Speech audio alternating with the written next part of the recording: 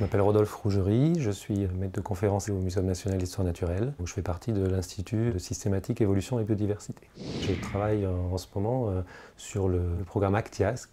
du CESAB qui cherche à documenter la diversité, les patrons de diversité de deux familles de lépidoptères à l'échelle du monde. Ces deux familles, donc, ce sont les Sphingidés et les Saturnidés. Ce sont des papillons de grande taille, souvent spectaculaires. On connaît chez nous dans les Saturnidés le grand pan de nuit, et chez les Sphinx, ce sont ces papillons qui butinent en faisant du surplace devant les fleurs. On trouve des papillons qui ont des très grandes queues à l'extrémité des ailes postérieures, et ça a été récemment montré. En quelque sorte, ça agit comme des leurres pour dévier les attaques des chauves-souris. C'est-à-dire que les chauves-souris vont voir l'extrémité de ces queues avec leur sonar, comme si c'était une masse finalement équivalente au corps de l'insecte, et vont plutôt diriger leurs attaques vers l'extrémité de ces queues, qui ne sont évidemment pas vitales pour le papillon, et qui peut donc subir et survivre à ces attaques. Une des particularités de ces deux familles, assez unique chez les insectes, c'est qu'on dispose depuis maintenant une dizaine d'années, grâce à des efforts qui ont été faits pour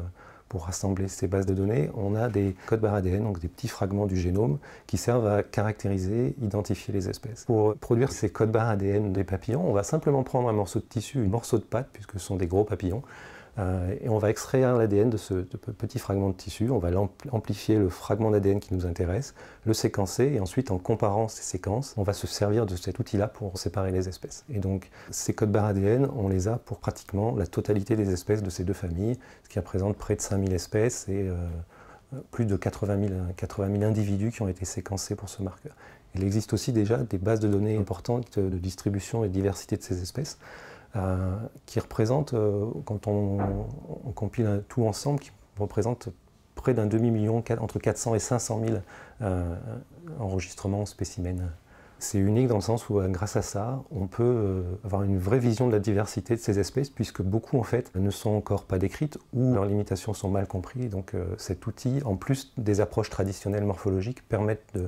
de mieux séparer de manière objective les espèces. C'est une collaboration internationale donc, avec les chercheurs de 5 pays différents et qui permet donc d'avoir des compétences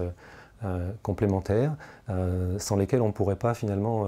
à la fois rassembler toutes ces données et les analyser, puisque donc, ça va demander des compétences à la fois sur la taxonomie des espèces, savoir quelle espèce on a affaire quand on voit un spécimen, sur la biogéographie, savoir un peu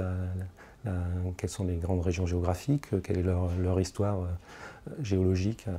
et aussi sur les méthodes, à la fois les méthodes de reconstruction phylogénétique, les méthodes d'analyse et de modélisation d'aires de distribution, du processus évolutif de diversification qui font appel aux mathématiques. Donc on a besoin de compétences et d'une approche pluridisciplinaire pour ce type d'analyse.